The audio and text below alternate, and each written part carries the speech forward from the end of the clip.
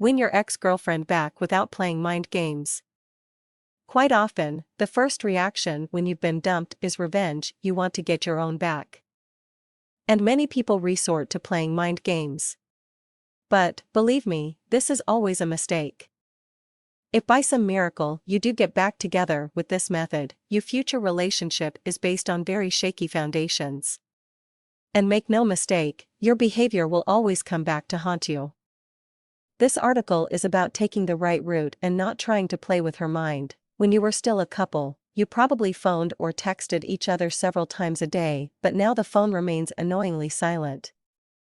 There's a fine line between becoming a nuisance by contacting her constantly and keeping the lines of communication open by contacting her once a week or so. Sending her a text or a card on her birthday or other important dates shows that you're thinking about her, but not becoming obsessive.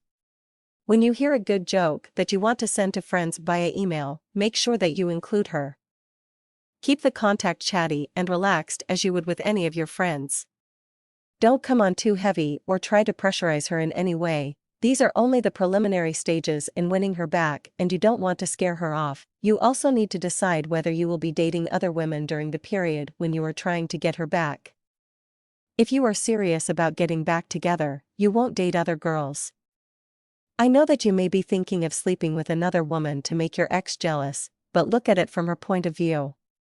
She will see it as a sign that you have moved on quickly, which means that you didn't really care in the first place. This is a typical mind game and one she will not forget when you do reconcile. Don't base your future on these childish tit-for-tat games. If she decides to date other men, accept it. She called time on the relationship, so she is free to do as she pleases. But take the time to analyze what she sees in the new guy. Is he attentive to her? Funny? Generous? Pay attention and use the information to your advantage. It will give you an insight into what she is looking for in a partner. Women tend to look for men who will eventually make good husbands, and so they are the qualities that you need to be working on. Don't give too much away. Keep your deepest emotions close to your chest. By constantly telling your ex that you can't live without her or that she is the only woman you have ever loved, you are giving away a lot of power. This puts her in total control and she can dictate your future. We're not at that stage yet. It goes without saying that you should be using this time to analyze yourself.